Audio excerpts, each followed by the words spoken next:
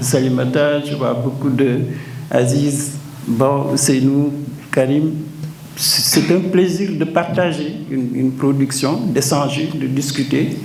Je crois que c'est un moment qu'on vit avec plaisir de retrouver ses amis dans le cadre d'une réflexion.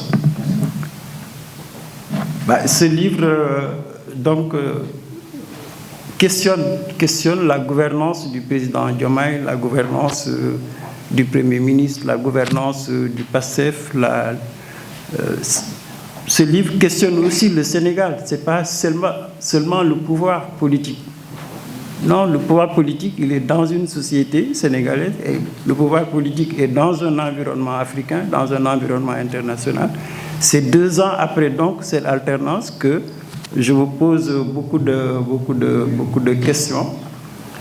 Et ce livre fait suite à un autre que j'avais sorti il y a un peu plus d'1 année, mais c'était sur les enjeux de la gouvernance du président Diomaye. Les enjeux, c'était que une nouvelle génération arrive au pouvoir, elle n'a pas d'expérience d'État, elle n'a pas d'expérience de gestion d'une société. C'était ça l'enjeu. Comment le président Diomaye allait décliner sa feuille de route. C'était ça l'objet de ce livre sur les enjeux de la gouvernance de Diomaye. Et ce dernier livre questionne pendant les 2 ans qu'est-ce que le président a fait. Vraiment, c'est ça la question centrale du livre. 2 ans après, qu'est devenue cette alternance? Vous imaginez évidemment que tout de suite, la question que tout le monde se pose, c'est pourquoi il y a une crise? Pendant 2 ans, ils ont cheminé. Ils ont fait du travail énorme. Je ne reviens pas, ce n'est pas un bilan, mais il y a des enseignements de ces 2 années-là. C'est-à-dire que le président et le Premier ministre ont élaboré une vision, une stratégie, une démarche. Ils avaient un cap. Pendant 2 ans, ce n'est pas rien pour des gens inexpérimentés dans la gestion de l'État et d'un pays. Mais ils ont réussi à mettre en place un projet qui reflétait la vision du PASTEF dans l'opposition. C'est ça la prouesse des 2 ans. Le fait d'avoir mis en place le plan de redressement économique et social. C'est l'aboutissement de toute une réflexion que le gouvernement a menée, que le PASTEF a menée. Honnêtement, ils ont traduit le projet du PASTEF en réalité politique pendant les 2 ans. Mais qu'est-ce qui fait que 2 ans après, on est dans un nouveau processus, on est même à un tournant politique. Qu'est-ce qu'il explique? Un tournant inattendu. Le président a son approche, le Premier ministre a son approche, le PASTEF a son approche, le Sénégal est entre l'espoir et la déception. Comment expliquer ce phénomène-là de retournement de situation? Ça veut dire que la question de fond, c'est arriver à comprendre qu'est-ce qui se passe et qu'est-ce qui se passe réellement. Et moi, je suis arrivé, en tout cas, à une conclusion que j'ai partagée, c'est une crise d'orientation et de confiance. Ils avaient une bonne vision pendant les 2 ans. Ils ont mis en place un gouvernement, des politiques publiques, le plan de redressement. Mais après les 2 ans, il y a un problème d'orientation du projet politique. Diomaye incarne une perspective, Sonko incarne une perspective. Maintenant, ce que nous voyons le plus, c'est la confiance. Il n'y a plus de confiance entre les deux. Voilà un peu, en tout cas, la trame du livre. Maintenant, on peut s'interroger aussi sur beaucoup de questions. Sur beaucoup de questions. C'est quoi le parti? On a encore une économie extravertie. C'est ça la difficulté économique que le Sénégal a depuis Senghor. On a un modèle extraverti. On dépend plus de l'importation. On ne produit pas ce que nous mangeons. Voilà la grosse question sur le modèle économique, le modèle de développement. Il faut le remettre en cause. Ils ont les outils peut-être, hein. Le PASTEF, le président, le Premier ministre, avec le plan de redressement, il y a une esquisse, mais ce n'est pas encore l'alternative. On n'est pas dans l'alternative du modèle.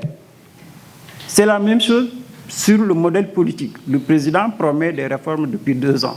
Mais sur le plan politique, on reste encore sous l'influence du modèle présidentialiste qui est importé. On a un modèle politique importé. Donc là aussi, c'est des difficultés, en tout cas, qui sont là, que le pouvoir politique devrait avoir le courage de les questionner, d'ouvrir le débat. Moi, je n'attends pas peut-être trop des partis politiques, mais il faut que le pouvoir politique lance le débat citoyen. La solution n'est pas dans les bureaux. On l'a essayé. Depuis Senghor, depuis Abdou Diouf, on parle de modernisation de l'État. Ça, c'est entre des intellectuels, entre des administratifs. Mais regardez, par simple question, l'État civil. L'État civil. Donc la solution, elle n'est pas en haut. La solution, elle est en bas. Le développement, il est endogène ou il n'est pas. La politique aussi, je reviens longuement sur ça comme Ngordien l'a dit. La politique, c'est la matière la plus noble de l'activité humaine. Mais nous, au Sénégal, la politique, il faut se chamailler. Il faut dire du mal de l'autre. Il faut discuter. Alors que la politique, par essence, c'est la réflexion. Il n'y a pas un parti aujourd'hui qui, même si vous prenez le PASTEF, ils ont un projet, c'est vrai. Ils l'ont mis en politique. Mais concrètement, qu'est-ce que le PASTEF propose aux paysans, à l'ouvrier, à l'étudiant, aux médias? Quel est le projet aujourd'hui du PASTEF? Donc la politique, ce n'est pas du verbe, ce n'est pas la chamaillerie, c'est une réflexion. Maintenant, le deuxième aspect de la politique, c'est l'action. Voilà la difficulté qu'on a. Vous pouvez prendre aussi le parti politique. Aujourd'hui, quel est le parti politique qui présente aux Sénégalais un projet de société? Moi, honnêtement, je n'en ai pas vu. J'en ai pas vu. Quelqu'un qui dit aux Sénégalais, voilà mon projet de société, j'en ai pas encore vu. Et vous ne pouvez pas bâtir un pays sans un projet de société. Donc tout est lié. Ça veut dire, bon, voilà des questions de fond. Maintenant, sur la question, c'est vrai qu'on a évoqué, qu'ils ont évoqué, c'est qu'il y a une crise au sommet de l'État. Mais cette crise-là, ce n'est pas une crise de personne. Ce n'est pas du tout une crise de personne. Il faut que les gens réfléchissent, qu'on sorte de cette logique-là. On nous a emprisonnés dans des batailles de personnes. C'est comme dans nos familles. Les gens sont emprisonnés par des problèmes interpersonnels. Ce qu'ils ont aujourd'hui, le président et le Premier ministre, c'est un problème d'orientation politique.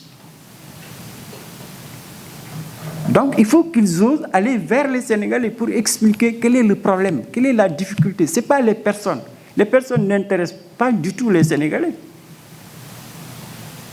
Ce qui intéresse les Sénégalais aujourd'hui, c'est dire comment on va traduire le plan de redressement économique et social. Quels sont les blocages par rapport au coût de la vie? Quels sont les blocages par rapport au logement? Quels sont les blocages par rapport à tous ces jeunes qui sont majoritairement dans l'informel?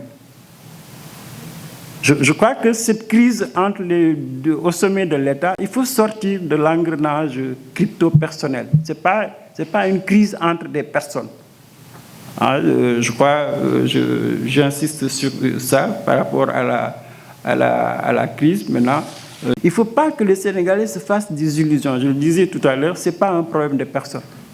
Les conséquences seront politiques. Il faut bien que les Sénégalais comprennent que ce sera l'échec de la première révolution dans notre pays. Et un échec d'une révolution, mais personne ne peut envisager ses conséquences. Personne.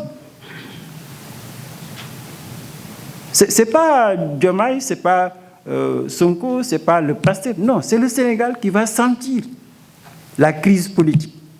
Regardez simplement, Sonko retourne à l'Assemblée nationale. L'Assemblée majoritaire au PASTEF, comment le président peut gouverner sans l'Assemblée? Il ne peut pas. Donc ça, c'est une question bête, mais il faut comprendre que c'est une crise d'orientation et de confiance. Maintenant, la rupture, ça peut avoir des conséquences énormes au niveau politique. Je ne parle pas au niveau institutionnel. Peut-être même que ça va accélérer la prochaine présidentielle 2029. Donc les conséquences sont énormes. Il faut que les politiques, en tout cas qui sont au pouvoir, qu'ils le maîtrisent bien, qu'ils fassent preuve de responsabilité. Il y a un problème de responsabilité. Bon, je ne voulais pas aussi terminer sans évoquer la résistance. Comme je le disais, notre société, elle a du mal à accepter le changement, mais nos hommes politiques aussi. Moi, je dis en 2024, 2 ans après, tous les grands partis sont presque morts. Le PS, le PDS, l'APR, mais aucun d'eux n'accepte sa mort. Pour eux, non, ils sont pas affectés, ils sont en crise. Parce que quand tu vois des grands partis, des grands appareils qui vont à des présidentielles, qui n'arrivent pas à avoir 3% de la population, qui n'arrivent pas à avoir de parrainage. Mais ça, c'est une crise politique. Il faut que les hommes politiques aussi se remettent en cause. On est dans une mutation. Pour moi, la grosse question du Sénégal, c'est qu'on est dans une mutation très, très complexe. Et ça veut dire que, en tout cas, moi, si j'ai un appel à faire, c'est qu'il faut redonner à la politique son sens. C'est pas... c'est vrai, les gens croient que la politique, c'est une affaire de business, c'est une affaire... non, c'est pas ça.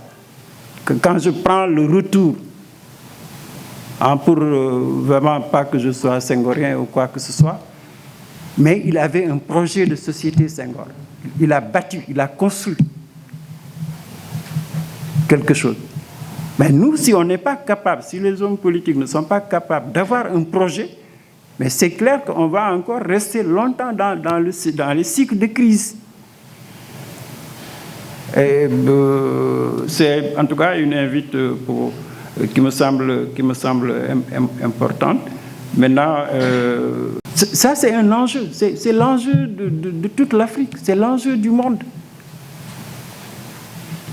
Si on n'a pas une stratégie de souveraineté politique et économique, mais on va être toujours sous-développé. Moi, je donne toujours l'exemple des Africains qui sont au Sénégal, mais qui réussissent en 5-10 ans. Que ce soit les Maliens, que ce soit les Guinéens, que tous les étrangers qui passent au Sénégal, ils réussissent en 5-10 ans. Nous, on est incapables de réussir. Qu'est-ce qui peut expliquer ça? Sinon qu'on n'est pas encore dans la souveraineté politique et économique. Quand vous êtes dans la souveraineté politique et économique, vous n'attendez pas les autres. Vous n'attendez pas. Et ça, je crois que aussi c'est un problème culturel qu'il faut discuter. Les autres se sont développés parce qu'ils ont compté sur eux d'abord. Que ce soit les Chinois, que ce soit les